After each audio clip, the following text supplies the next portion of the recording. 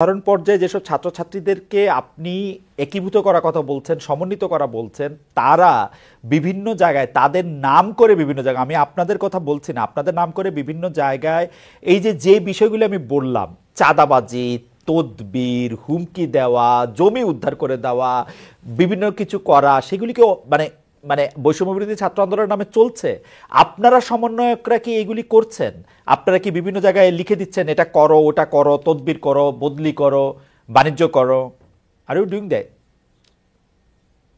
আচ্ছা, এখানে আম, আমি যতটুকু আমার জায়গা থেকে বলতে পারি যে এখানে একদম রুট লেভেল পর্যন্ত যদি কেউ সমন্বয়ক পরিচয়ে এমন একটা একটা ইলিগাল কাজ করতে চায়, একটা মামলা দিতে চায়, আমি যখন যতবারই টকশোতে কথা বলেছি বারবারই কিন্তু বলেছি যে এখানে কোনোভাবেই কেন দেশে তো ল অ্যান্ড অর্ডার রেস্টোর করাটা খুবই ইম্পর্টেন্ট।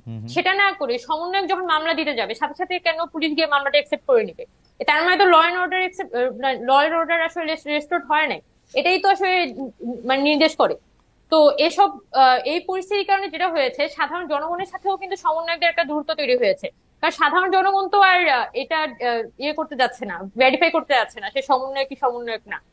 তো সবকিছু মিলে পরিস্থিতিটা এমন হয়ে গিয়েছিল যে রুট লেভেল পর্যন্ত আপনি যে ধরনের তদবির গুলো চলছে, রুট লেভেল পর্যন্ত যেভাবে করে আসলে দখলদারিত্ব চলছিল, আমি বলবো না দখল দায়িত্ব, বিশেষ করে ডিসি অফিস, ইউএনও অফিস গুলোতে দেখা যাচ্ছে সমন্বয়ক পরিচয়ে অনেকেই দেখা যায় নিজের সুবিধাটা আদায় করে আনতে চান।